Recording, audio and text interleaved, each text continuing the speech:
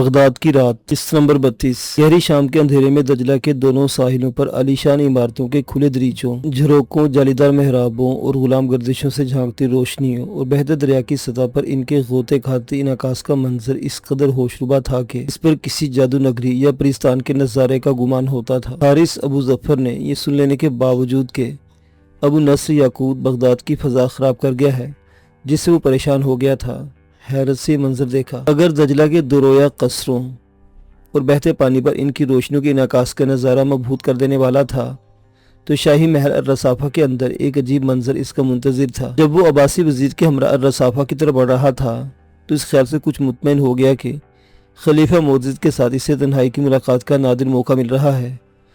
کم از کم Ubaidullah کے علاوہ وہاں کوئی تیسرا فرد نہیں ہوگا، اور کہتے ہیں کہ جو شخص حاکم کے پاس اکیلا جائے وہ اپنے مقصد میں کامیاب ہوتا ہے۔ وہ بھی تنہائی کی ملاقات میں اپنا فرض زیادہ خوش اسلوبی سے ادا کر سکے گا اور خلیفہ کو بنی طولون کی دوستی کے لیے ہموار کر لے گا۔ لیکن الرصافہ کی ریڑھی سے گزر کر ایک باغیچہ عبور کر کے جو ہی وہ حالنما مرصع ایوان میں داخل ہوا، ایوان کا منظر دیکھ کر حیرت زدہ رہ گیا، جس کی دیواروں پر جگہ جگہ سیمی قندیلیں فروزاں تھیں، چھت سے سونے چاندی کی استرکاری کی گئی تھی، 7 شاخے زرعی فانوس آویزہ تھے جن کی بے دود شمعوں نے ایوان کے منظر کو بخیر نور بنا رکھا تھا۔ خوشبو دانوں میں عود ہندی آہستہ آہستہ سلگ رہا تھا، جس کی ہلکی ہلکی مہک پورے محل میں پھیل رہی تھی، اور فرش پر خوبصورت ایرانی قالینوں سے آراستہ تھا۔ ایوان الرصافہ کی یہ آرائش و زیبائش سونے چاندی سے مرصع چھت اور زرعی فانوس اور سیمی قندیلیں حارث کے استعجاب کا باعث نہ تھیں۔ وہ تو طولونی حکمران کی ایوانی تصویر، ایوان خامس، ایوان نشاد، بلکہ محل شاہی کے سبز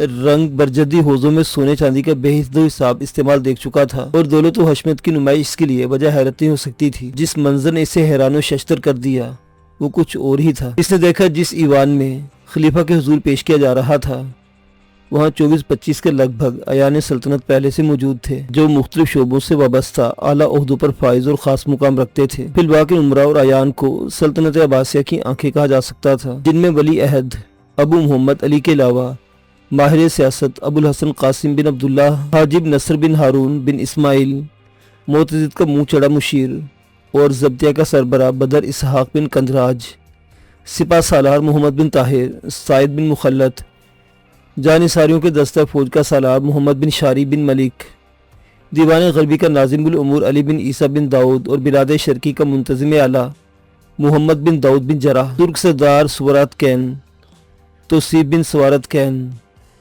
قاضیوں میں قاضی یوسف، قاضی ابو حارم اور قاضی ابو عمر جیسے لوگ، علاوہ ازیں ضبط اور محکمہ امور خاص کے افسر بھی شامل تھے۔ الرصافہ کا یہ ایوان ایک خاص دربار کا نقشہ پیش کر رہا تھا، جہاں خلیفہ معتضد نے ابو جیش خماریہ کا پیغام سننے کے لیے انہی خاص حکام کو مدعو کیا تھا، جو سلطنت کی آنکھیں اور کان سمجھے جاتے تھے۔ قدیم فارسی زبان میں ان کے لیے چشم و گوش کی اصطلاح رائج تھی، انہیں صرف اہم مواقع پر طلب کیا جاتا تھا۔ اس صورتحال نے حارث کو چونکا دیا، اور خیال آیا کہ اگر وزیر نے اس کے کاغذات کی سختی سے جانچ پڑتال کی تو خلیفہ نے اس کی باریابی کے لیے خاص ایان سلطنت کو جمع کر رکھا ہے، انہی لوگوں کے سامنے اپنا سفارتی فرض ادا کرنا تھا۔ وزیر سلطنت عبیداللہ مصری سپیر کے ساتھ چلتا ایوان کے وسط میں پہنچ کر رکا، اور خلیفہ معتضد باللہ کے سامنے، جو ایک زرعی مسند پر متمکن تھا، رکوع میں چلا گیا۔ حارث ابو ظفر نے بھی اس کی پیروی کی۔ پھر وہ امیر المومنین سے مخاطب ہو کر بتانے لگا، حارث ابو ظفر والی مصر ابو جیش خماریہ کا خاص ایلچی اور دوستی کا پیغام لے کر آیا ہے، لیکن اس بات سے انکار کرتا ہے کہ کچھ عرصہ قبل شہزادہ شیبان نے ابو نصر یاقوت کے ہاتھ عریش سے کوئی پیغام دربار خلافت میں بھیجا تھا۔ حارث امیر شیبان کا معتبر غلام اور عریش کی کارواں سرائے میں ابن حرب سے مل چکا ہے۔ اس کا کہنا ہے کہ ابو نصر کو کسی اور نے بھیجا ہوگا، وہ شہزادہ شیبان یا مصری حکومت کا قاصد ہرگز نہیں تھا۔ عبیداللہ کے اس بیان نے ایوان میں حیرت کی ایک لہر دوڑا دی، اور خلیفہ معتضد نے حارث کی طرف ہاتھ لہرا کے کہا، کیا خماریہ کا سفیر ایوان کے سامنے عبیداللہ کے بیان کی تصدیق کرتا ہے؟ حارث نے فوراً گردن خم کر دی، پھر سر اٹھا کے بولا، امیر المومنین جس طرح آسمان کا نیلی فام گنبد ستونوں کے بغیر ہی زمین پر قائم ہے اور اس کی حقیقت کو کوئی جھٹلا نہیں سکتا، اسی طرح میرے الفاظ بھی حقیقت پر مبنی ہے کہ ابو نصر یاقوت میرے آقا شیبان کا قاصد نہیں تھا، اور دنیا کا کوئی قوت یا تشدد مجھے اس بیان سے منحرف نہیں کر سکتا۔ اعلیٰ حضرت سن کر خوش ہوں گے کہ سلطان مصر ابو جیش خماریہ کی طرح شہزادہ شیبان نے بھی حضور کی خدمت میں کچھ تحائف ارسال کیے ہیں۔ جب میں اپنے قافلے کے ہمراہ القطائع سے روانہ ہوا، وہ جبل مقتم تک مجھے رخصت کرنے آئے اور انہیں ہدایت کی تھی کہ جب میں حضور کی خدمت میں پیش کیا جاؤں تو سلام کے بعد ان کی طرف سے آپ کے دستے مبارک پر بوسہ دوں۔ اعلیٰ حضرت اویان سلطنت خود فیصلہ کر سکتے ہیں کہ جب امیر شیبان خلیفۃ المسلمین سے نیازمندی کا اظہار چاہتے ہیں تو دربار خلافت میں ایسا پیغام کیوں بھیجتے جو حضور کی برہمی کا باعث ہوتا۔ خلیفہ معتضد کے ساتھ سب حاضرین نے حارث کی باتیں بڑی توجہ سے سنی اور اس کی گفتگو کے لہجے اور انداز کلام کو پسند کیا۔ معتضد نے اس کے الفاظ کے معنی اور مفہوم کو اچھی طرح سمجھ لیا تھا۔ وہ مخاطب کا صرف چہرہ نہ دیکھتا بلکہ چہرے پر اس کے خیالات پڑھنے کی قدرت بھی رکھتا تھا، اور حارث کے الفاظ اس کا ذہن بول رہا تھا، جس سے معتضد کو اسے سمجھنے میں مدد ملی اور روبدار آواز میں بولا، تمہارا بیان معتبر معلوم ہوتا ہے، پھر بھی اس پیغام کی تردید جو ابو نصر لے کر آیا تھا شہزادہ شیبان کی طرف سے ہونی چاہیے۔ امیر المومنین، القطع لوٹتے ہی میں نے معاملے کی صورت سے مطلع کر دوں گا، پھر ان کا جو جواب ہوگا آپ کو مل جائے گا۔ خلیفہ نے سر کے اشارے سے اس کے جواب کو تسلیم کیا اور اس نے فرمائش کی، اعلیٰ حضرت اب مجھے اجازت دیجیے میں اپنے آقا شیبان کی طرف سے حضور کی دستبوسی کا شرف حاصل کروں۔ معتضد کے دل میں کیا تھا یہ تو کوئی نہ جان سکا، لیکن اس نے اپنا ہاتھ آگے ضرور بڑھا دیا، جسے حارث نے لپک کر دونوں ہاتھوں میں لے لیا، پھر اس پر عقیدت کا بوسہ دیا اور خلیفہ کا ہاتھ اپنی آنکھوں سے لگایا۔ اس نیازمندی اور فروتنی کو ایان سلطنت نے دلچسپی کی نظروں سے دیکھا۔ حارث خلیفہ کے ہاتھ کا بوسہ دے چکا تو کہنے لگا، امیر المومنین، آج مجھے دوسری بار حضور کی ملاقات کا شرف حاصل ہو رہا ہے۔ پہلی ملاقات دشت فرات میں ہوئی تھی، جب آپ نے بے مثال شجاعت و بہادری کے ساتھ ایک زبردست شیر کو بچھاڑ دیا اور بنت سلطان شہزادی اسما قطر الندیٰ کو درندے سے بچا لیا۔ مجھے امید ہے حضور کو ملاقات یاد ہوگی۔ ہمیں یاد ہے تم اپنے سواروں کے ہمراہ شہزادی کے تعاقب میں آئے تھے، مگر اس سے قبل خدا نے ہمیں موقع دیا کہ ہم شیر کا خاتمہ کر دیں۔ دشت فرات کے حوالے سے احمد ابو عباس کو اور بھی بہت کچھ یاد آ گیا۔ طولونی دوشیزہ اسما قطر الندیٰ یاد آئی۔ مہین نقاب کے اندر اس کی شہابی آرزوں، ستوہ ناک اور غلافی آنکھیں یاد آئیں جو ستاروں کی طرح روشن تھی۔ اس کی سریلی آواز اور دلکش لہجہ یاد آ گیا۔ شبنم کے قطروں جیسے موتیوں کا نادر ہار یاد آیا جو سورج کی روشنی اور قندیلوں کے شعاع میں بھی جگمگ کرتا، اس سے ہفت رنگ کرنوں کا انعکاس ہوتا تھا۔ بنت خمارویہ نے ہار ان الفاظ کے ساتھ پیش کیا تھا، شاید یہی ہار کبھی آپ کو ہماری یاد دلا سکے۔ گویا قطر الندیٰ چاہتی تھی احمد و عباس اسے یاد رکھے، اور ابو عباس نے اس وقت بھی جب وہ عباسیہ کا ایک پرجلال حکمران بن چکا اور اپنے ایان دولت کے درمیان مسند خلافت پر بیٹھا مصر کا مقدمہ سن رہا تھا، والی مصر کی انتہائی خوبصورت اور ساحرہ جمال لڑکی کے تصور سے ایک راحت محسوس کی، جس کا ترک حسن قطرہ شبنم کی طرح شفاف، روشن اور دل افروز تھا۔ لیکن حارث نے اسما قطر الندیٰ کا نام لے کر دشت فرات کا حسین واقعہ یاد دلایا تو عمرہ سلطنت کے مجلس میں وہ طولونی دوشیزہ کے متعلق کسی جذبے کا اظہار نہ کر سکا جو اس کے دل میں دھڑک رہی تھی۔ اس نے سوچ لیا تھا کہ مصری سفیر کا پیغام سن لینے کے بعد وہ اسے اپنے کمرہ خلوت میں طلب کرے گا اور اسما قطر الندیٰ کے بارے میں چند باتیں پوچھے گا۔ اب ہم خمارویہ ابو جیش کا پیغام سننا چاہتے ہیں۔ اس اثنا میں وزیر عبید اللہ اپنے نشست پر بیٹھ چکا تھا۔ حارث نے خلیفہ کی مسند سے چند قدم پیچھے ہٹ کر سلطان مصر خمارویہ کا وہ مکتوب نکالا جسے خلیفہ کا وزیر پہلے ملاحظہ کر چکا تھا، اور اونچی آواز میں پڑھنے لگا تاکہ تمام حاضرین مجلس سن سکیں۔ حمد و صلاۃ و ضروری القابات کے بعد خمارویہ نے خلیفہ معتضد باللہ کے نام یہ عبارت تحریر کی تھی، اعلیٰ حضرت ہم نے آپ کی طرف دوستی کا ہاتھ بڑھایا اور القطع کے محافظ سردار حارث ابو ظفر کو اپنا سفیر بنا کر بھیجا ہے۔ ہم نے کچھ تحائف بھی ارسال کیے ہیں جو ہمارے جذبہ دوستی کے شاہد ہیں۔ آپ کی اعلیٰ ظرفی سے امید ہے کہ ان تحائف کو قبول فرما کر ہمیں عزت بخشیں گے اور ہماری دوستی کا ہاتھ قبول فرمائیں گے۔ ابو عباس، بے شک ماضی میں ہمارے تعلقات کشیدہ رہے، مگر ماضی کے رنج و ملال اور تلخ واقعات فراموش کر کے ہمیں مستقبل کو خوشگوار بنانا چاہیے۔ اس سلسلے میں ہمارا سفیر جو بالمشافہ گفتگو کرے گا اسے آپ ہماری زبان سمجھیں۔ ہم نے حارث کو ان تمام باتوں کا اختیار فرمایا ہے جو وہ آپ سے کرے گا۔ ہم آپ سے دوستی کے طلبگار ہیں، والسلام۔ حارث نے خط پڑھ کر ایک بار پھر اپنا سر جھکا دیا، گویا بالمشافہ گفتگو کے لیے اجازت طلب کر رہا تھا۔ معتضد کہنے لگا، خمارویہ نے ہمیں گزرے واقعات بھول جانے کا مشورہ دیا ہے، اس طرح وہ ماضی میں رونما ہونے والے حوادث اور مشکلات کی ذمہ داری سے بچنا چاہتا ہے۔ اعلیٰ حضرت، حارث نے بڑے نرم لہجے میں بولا، ماضی کا ذکر مناسب نہیں، جو ہوا سو ہوا۔ کوئی انسان اپنے ماضی سے چھٹکارا حاصل نہیں کر سکتا۔ ماضی قبر تک آدمی کا پیچھا کرتا ہے۔ آپ نے درست فرمایا، لیکن حضور دانا ہے، اور دانا یہ بھی کہتے ہیں کہ گزری باتیں بھول جاؤ اور آنے والی باتوں کو سلام کرو۔ پھر بھی ہم خمارویہ کا مطلب جاننا چاہتے ہیں۔ امیر المومنین، دوستی کا مطلب صرف دوستی ہوتا ہے، اور ابو جیش آپ سے دوستی چاہتے ہیں۔ دوستی، لیکن کس قیمت پر، کس شرط پر؟ حارث اپنے مقصد پر آ گیا۔ اگر اعلیٰ حضرت مصر و شام پر بنی طولون کا حق و اختیار تسلیم کر لیں تو وہ بھی ہر معاملے میں آپ کے نصیر و مددگار ہوں گے۔ یہ سنتے ہی عباسی عمرہ اور عیان مضطرب ہو گئے۔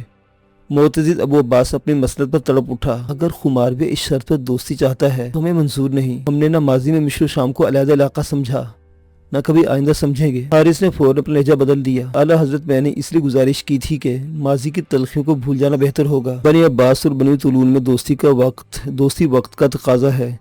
حضور نے کیروان میں مہدوی تحریک کی روداد ضرور سنی ہوگی۔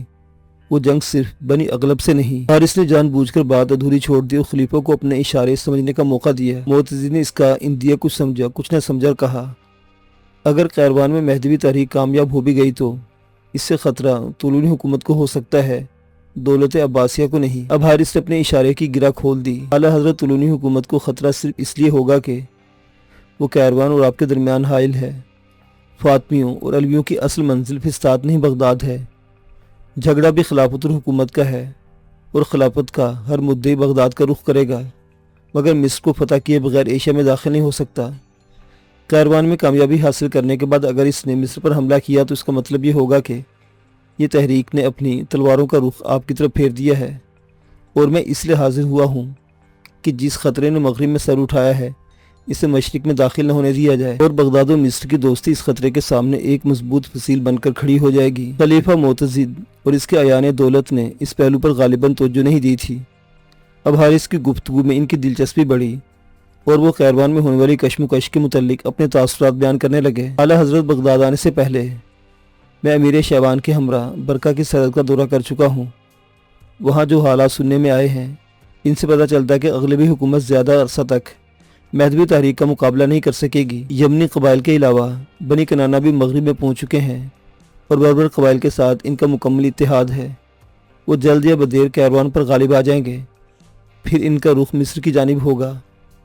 وہاں سے وہ فلسطین، حجاز اور یمن کی طرف بڑھیں گے۔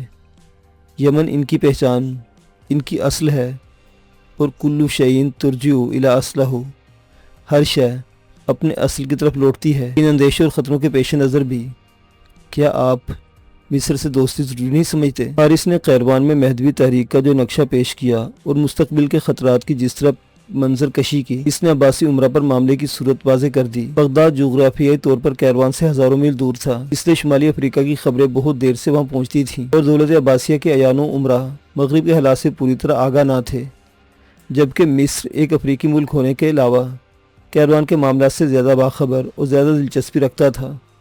معتضد کے امیروں، جرنیلوں، افسروں، قاضیوں نے مصری سفیر کی باتوں میں وزن محسوس کیا۔ ان پر مغرب کی صحیح صورتحال پہلی بار منکشف ہوئی اور پتہ چلا کہ مستقبل میں کس قسم کے حوادث پیش آنے والے ہیں۔ مگر حارث نے اچانک اپنی گفتگو کا رخ بدل دیا اور ترغیب کے انداز میں کہنے لگا، اعلیٰ حضرت، میں نے جن خدشات کا ذکر کیا ہے ان کا پیش آنا وقت اور حالات پر منحصر ہے، کیونکہ ہر بات اپنے وقت پر موقوف ہے، لیکن ہر انقلاب بطن زمین سے پیدا ہوتا ہے۔ آپ کے جد اعلیٰ ابو عباس عبداللہ الصفا نے امویوں کو تلواروں سے کاٹا اور اپنا حکم نافذ کر دیا، مگر ایک اموی شہزادہ عبد الرحمن مشرق سے فرار ہو کر مغرب میں پہنچ گیا، جس نے اندلس میں نئی اموی حکومت کی بنیاد رکھی تھی، اور وہ آج تک قائم ہے۔ اب اللہ نے آپ کو مسند خلافت پر فائز کیا ہے، آپ بھی ابو عباس اور الصفا ثانی کہلاتے ہیں۔ اگر آپ دشمن کے خلاف تلوار اٹھائیں اور اپنے پرچموں کو حرکت دیں تو ان خطروں کو ختم کیا جا سکتا ہے جو کیروان میں سر اٹھا رہے ہیں۔ یمنی اور بربر قبائل عباسی لشکروں کے مقابلے میں نہ ٹھہر سکیں گے۔ پھر برقہ سے طنجہ تک آپ کو کوئی روکنے والا نہیں ہوگا، وہاں سے اندلس کا ساحل قریب ہے۔ اپنے جد امجد کی طرح حضور بھی بنو امیہ پر اپنی تلوار کا لوہا آزما سکتے ہیں اور اندلس پر عباسیہ کا حکم نافذ کر سکتے ہیں، جس کے لیے آپ کے بزرگ ابو جعفر منصور اور ابو عبداللہ مہدی بڑے کوشاں رہے ہیں۔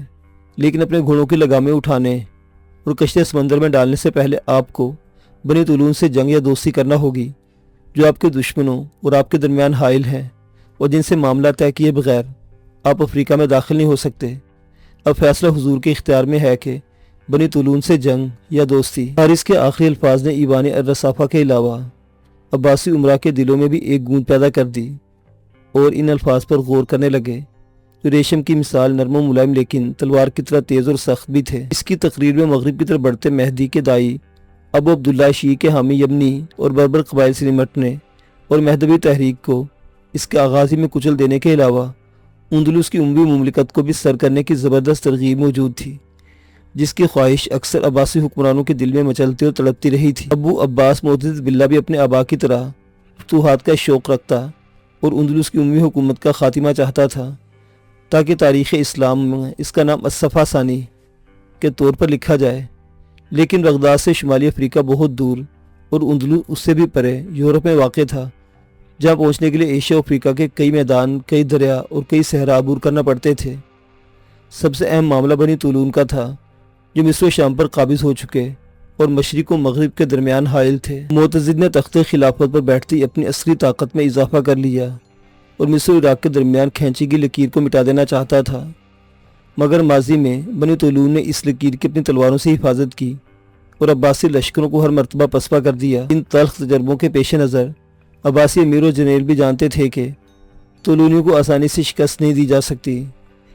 جنگ کی شکل میں انہیں مصر و شام کی زبردست مزاحمت کا سامنا کرنا پڑے گا، اور بوس اس بات کو بھی پسند نہیں کرتے تھے کہ کیونکہ جب جنگ ہوتی ہے تو دونوں جانب مسلمان لڑتے اور مسلمان ہی مرتے ہیں۔ اب مصری سفیر جنگ کی بجائے دوستی کی تجویز لے کر آیا اور چاہتا تھا کہ ماضی میں جو کشت و خون ہو چکا ہے اسے فراموش کر کے ایک دوسرے کا ہاتھ تھام لیا جائے، کیونکہ آدمی آدمیوں کے ساتھ چلتا ہے، ان کی قبروں اور قدموں کے ساتھ نہیں چلتا۔ حارث کی باتیں سن کر خلیفہ اور اس کے وزیر مشیر بنی طولون کے معاملے پر نئے سرے سے غور کرنے لگے۔ اب وہ دوستی کی ضرورت اور اہمیت کو سمجھ رہے تھے، لیکن خمارویہ نے دوستی کی جو شرط رکھی وہ انہیں منظور نہ تھی۔ پھر بھی سوچ بچار کے بعد معتضد نے معاملے کی ایک نئی صورت نکالی اور کہا، خمارویہ دوستی چاہتا ہے تو ہمیں بھی دشمنی منظور نہیں، مگر ہم اس کی دوستی کا ہاتھ اسی وقت قبول کریں گے جب وہ ہمارے ہاتھ پر بیعت کر لے گا۔ ایان سلطنت نے اس تجویز پر خوشنودی کا اظہار کیا اور بیعت کو امر واجب قرار دے کر خلیفہ کی تائید کی۔ بیعت کا مطلب یہ تھا کہ خمارویہ معتضد کا مطیع و فرما بردار اور اس کے احکام پر پابند ہو جائے، دوسرے لفظوں میں کسی جھگڑے کے بغیر مصر و شام دولت عباسیہ کا حصہ بن جائیں۔ حارث نے بھی ایک معقول عذر ڈھونڈ لیا۔ امیر المومنین، مصر اور بغداد کے مابین جو فاصلے حائل ہو گئے ہیں، ان کا اصل سبب امر خلافت ہی تھا۔ آپ کے والد مرحوم نے خلیفہ معتمد کو معذور و خلافت کو موقوف کر دیا تھا، جس پر بنی طولون ان سے ناراض ہو گئے۔ اب آپ کے ذریعے امر خلافت بحال ہو گیا ہے تو بنی طولون بھی حضور کے ساتھ معاملہ طے کرنا چاہتے ہیں، لیکن وہ مطمئن اسی صورت میں ہوں گے جب اعلیٰ حضرت خماروی ابو جائش کو مصر و شام کا آزاد و خود مختار سلطان تسلیم کر لیں گے۔ ابو الحسن قاسم نے جواب دیا، پہلے خماروی امیر المومنین کے ہاتھ پر بیعت کرے، پھر اسے مصر و شام کا والی مقرر کر دیا جائے گا۔ ابو الحسن 11 سال کے عرصہ میں مصر و شام ایک طولونی ریاست کا تشخص حاصل کر چکے ہیں، اور یہ پہچان ایک دن میں ختم نہیں ہو سکتی۔ شامی اور مصری بغداد کی دوستی پر راضی ہو جائیں گے، لیکن اس کی ماتحتی اور غلامی گوارا نہیں کریں گے۔ حارث نے پھر مصر و شام کی علیحدگی پر زور دیا، بلکہ اس مرتبہ اپنا موقف بڑے واضح الفاظ میں بیان کیا، جس پر عباسی امراء مایوس ہو گئے اور خلیفہ نے بھی دو ٹوک جواب ضروری سمجھا۔ حارث نے دوستی کا ہاتھ قبول کرنے کی جو تجویز رکھی وہ تمہیں یا پھر تمہارے آقا کو منظور نہیں، کیونکہ یہاں تو اپنے آقا کی زبان میں گفتگو کر رہے ہو اور دوستی کی جو شرط اس کی طرف سے لے کر آئے ہو وہ ہمیں تسلیم نہیں۔ ہم علیحدگی کی لکیر ختم کر دینا چاہتے ہیں، تم اس کو قائم رکھنے پر اصرار کرتے ہو، اس لیے ہم یہ معاملہ آنے والے وقت میں چھوڑ دیتے ہیں۔ تم نے خود کہا ہے کہ ہر بات اپنے وقت پر موقوف ہے۔ ہم بھی اپنے پرچم اس وقت کھولیں گے اور گھوڑوں پر سوار ہوں گے جو وقت مصر و شام کے لیے مقرر ہوگا۔ دوستی سے انکار کے ساتھ یہ کھلی دھمکی بھی تھی کہ مصر و شام کو الگ تھلگ نہیں رہنے دیا جائے گا اور عباسی لشکر مناسب وقت پر یلغار کریں گے۔ حارث نے معتضد کے الفاظ کو ذہن کے پلڑے میں تولا، پھر دوسرے پلڑے میں ان سے وزن الفاظ ڈال دیے اور کہنے لگا، امیر المومنین، ضروری نہیں کہ جو کچھ آپ چاہتے ہیں وہ اسی طرح ہو جائے۔ میں نے حضور کے سامنے معاملے کی جو صورت پیش کی اس کا مقصد یہ تھا کہ مہدوی تحریک کا، جس سے مصر کو کم اور آپ کو زیادہ خطرہ ہے، مل کر مقابلہ کیا جائے और berber लश्करों को मशरिक की तरफ न बढ़ने दिया जाए। लेकिन आप मिस्र शाम की तस्खीर का अज़्म किए बैठे हैं और इसके लिए मौजू वक्त के मुंतज़िर हैं, तो इससे सियासत की बिसात का सारा नक्शा तब्दील हो जाएगा। बनी तुलून अपने इलाके की पहले भी हिफाजत करते रहे हैं और आइंदा भी करेंगे। अलबत्ता नए हालात में इस इम्कान को नज़रअंदाज नहीं किया जा सकता कि शायद आपके खिलाफ वो महदवी तहरीकी से सुलह कर लें और बनी फातिमा के हामी यमनी और बर्बर कबाइल को न सिर्फ अब्बासी लश्करों के मुकाबले पर ले आएँ बल्कि महदवी तहरीक का रुख बगदाद की जानिब मोड़ दें। फातमियों और अलवियों का असल दावा बनी अब्बास के ख़िलाफ़ है। जब वो मिस्र शाम की तुलूनी रियासत से मुआहदा दोस्ती करने से अपने अलम इराक़ की तरफ फेर देंगे तो उन्हें रोकना बड़ा मुश्किल होगा, क्योंकि ईरान और शाम के बाद नशीन कबाइल इनकी हमायत में सबज़ अलम लहराते सहराई बस्तियों से निकल आएंगे। इस वक्त आपको और आपके अयान दौलत को ग़ुलाम की अर्ज़ दोस्ती याद आएगी, लेकिन वक्त गुजर चुका होगा। बाज़ औक़ात आदमी अच्छे हालात में एक तजवीज़ मुस्तरद कर देता और बुरे हालात में इस पर अमल करना चाहता है तो वक्त आगे निकल चुका होता और आदमी पीछे रह जाता है, तब इसके पास पछतावे के सिवा कुछ नहीं रहता। लिहाजा इससे पहले कि बनी तुलून अपनी रियासत व हुकूमत के तहफ़्फ़ुज़ की खातिर आपके दुश्मनों से दोस्ती का मुआहदा कर लें, बनी अब्बास को उनकी दोस्ती का हाथ थाम लेना चाहिए। मैं यही दरख्वास्त लेकर हाजिर हुआ हूँ। खलीफा मुअतज़िद की धमकी के मुकाबले में हारिस का इंतवा कहीं ज़्यादा खौफंगेज़ और सनसनीखेज़ था, जिसने अर्रसाफ़ा के ईवान में तशवीश की एक नई लहर दौड़ा दी। माजी में ज़्यादातर फातमी और अलवी दावेदारों ही ने अब्बासी हुक्मरानों के खिलाफ खरूज किया और अपने सब्ज़ अलम लहराए थे। अगरचे हर दावेदार जिसने अब्बासिया के खिलाफ खरूज किया पसपा कैद या हलाक कर दिया गया, इसके बावजूद इनकी हमायत के हल्के बदस्तूर कायम रहे, जिन्होंने खुद को अक़ीदे की मजबूत दीवारों में महसूर कर लिया था। कभी कभी वो इन दीवारों के हिसार से बाहर निकल आते और अपने अक़ीदे की दावत देते थे। यमन में इनके हामियों की तादाद ज़्यादा थी। मेहदी का दाई भी यमनी कबाइल के हमरा मगरब में जा पहुंचा था और बर्बर कबीलों ने इसके हमायत में तलवारें उठा ली थी। इराक़ और शाम के बाद नशीन किसी महदवी मऊद की आमद के मुंतज़िर थे, जिसके मुतल्लिक़ ये रवायत थी कि वो तलवार से दुश्मनों को फना कर देगा। कुछ अरसा कबल ज़िक्रिया करमत ने, जिसके मुतल्लिक़ कहा जाता था कि अज़ार का ख़वारिज का मज़हब रखता था, ख़ुद को मेहदी का इल्ची ज़ाहिर करके सहराई कबीलों को अपनी तरफ मुतवज्जो कर लिया, मगर गिरफ्तारी के बावजूद वो कैद से फ़रार और लापता हो गया था। इस इंतबा पर अगर लश्कर खिलाफत ने मिस्र शाम पर हमला किया तो बनी तुलून इसके दुश्मनों से दोस्ती कर लेंगे और महदवी तहरीक का रुख मगरिब से मशरिक़ की तरफ मोड़ दिया जाएगा। खलीफा मुअतज़िद और इसके अयान उमरा का जहन इन फातमियों, अलवियों, इस्माइलियों, हत्ता कि मोहम्मद बिन अल-हनफिया के पैरोकारों में उलझ कर रह गया, जो दौलत अब्बासिया के मुख्तलिफ इलाकों में फैले हुए और अब्बासी हुक्मरानों से कुदूरत रखते थे।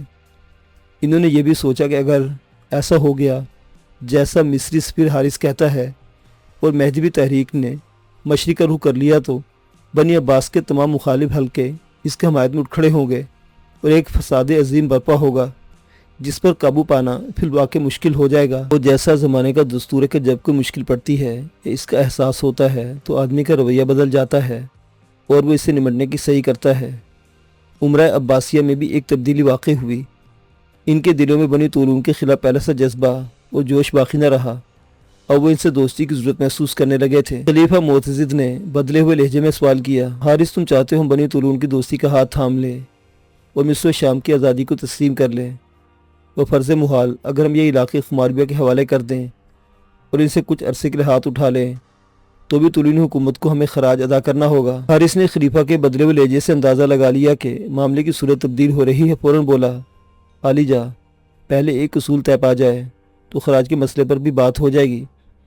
साथ ही इसने तरगीब का नया पहलू पेश किया, जब हज़रत फ़राख दिली से बनी तुलून का हक़ तस्लीम कर लेंगे तो इससे अलायदगी की ना सही फ़रीक़ैन के दरमियान नफ़रत की लकीर ज़रूर मिट जाएगी और बगदाद और अल-क़ताई में ताउन का एक नया सिलसिला शुरू होगा, जो आगे चलकर कोई दूसरी शक्ल भी इख्तियार कर सकता है। खलीफा ने मज़ीद दिलचस्पी से बात आगे बढ़ाई, तुम्हारे ख्याल में दोस्ती इल्हाक़ में कब तक बदल सकती है?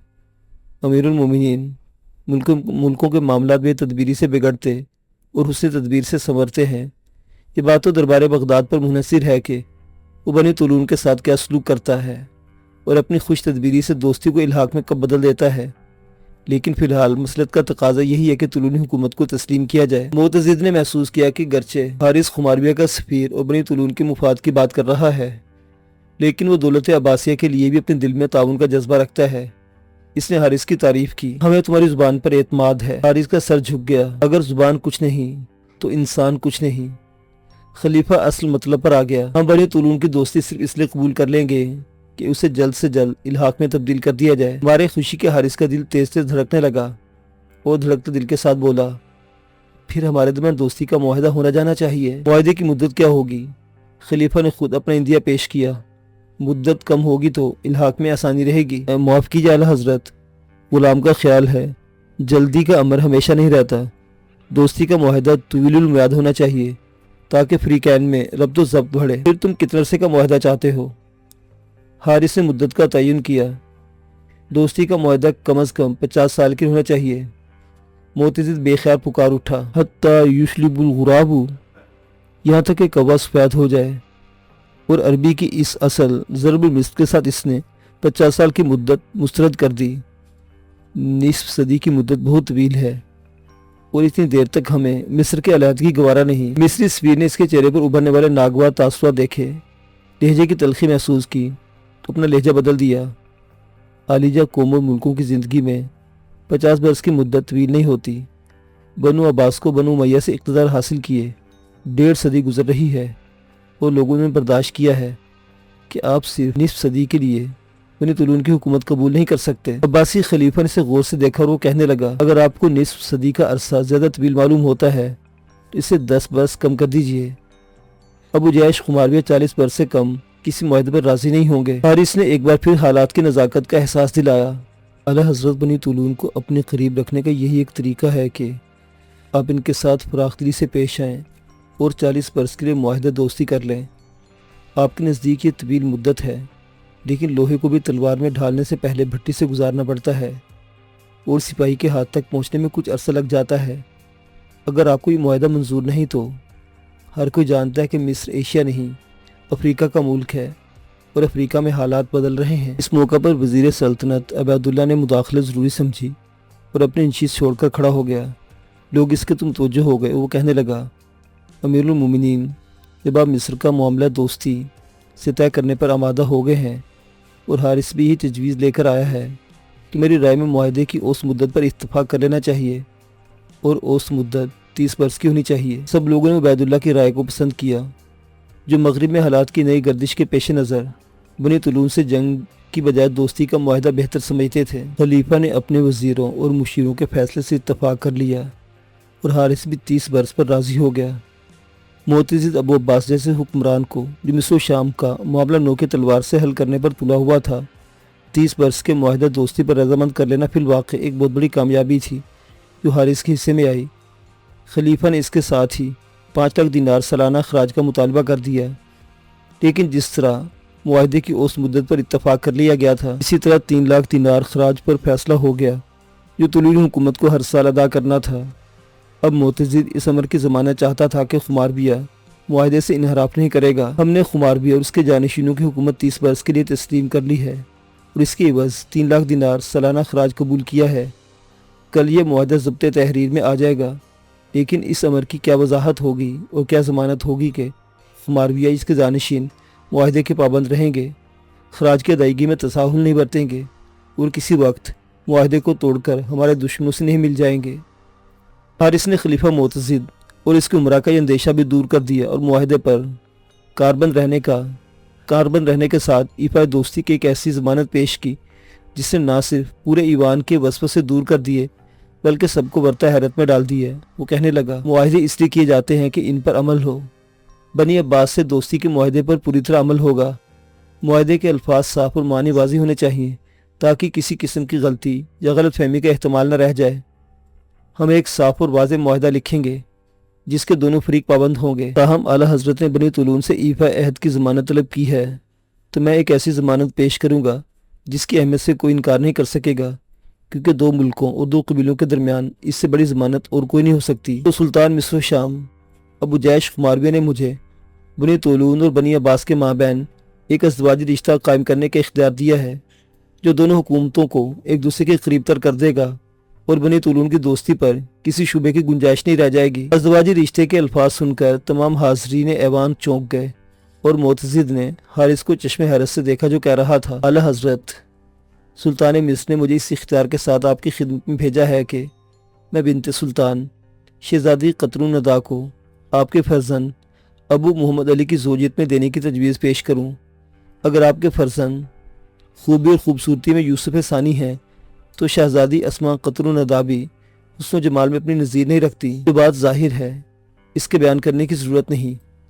اعلیٰ حضرت کچھ عرصہ قبل دشت فرات میں شہزادی قطر الندیٰ سے ملاقات کر چکے اور جانتے ہیں کہ ایسی خوبصورت لڑکی شاید ہی بخارا کی کسی خاندان میں پیدا ہوئی ہو۔ اب حضور بنت سلطان کو اپنے ولی عہد کی زوجہ صاحبہ بنانے کی منظوری دیں اور بنی طولون کی طرف سے شہزادی قطر الندیٰ کو دوستی کی ضمانت سمجھیں۔ دولت عباسیہ کے اعیان و امراء اور جرنیل اس بات پر حیران ہوئے اور مطمئن بھی کہ طلوعی حکمران فی الواقع بنی عباس سے دوستی چاہتا ہے۔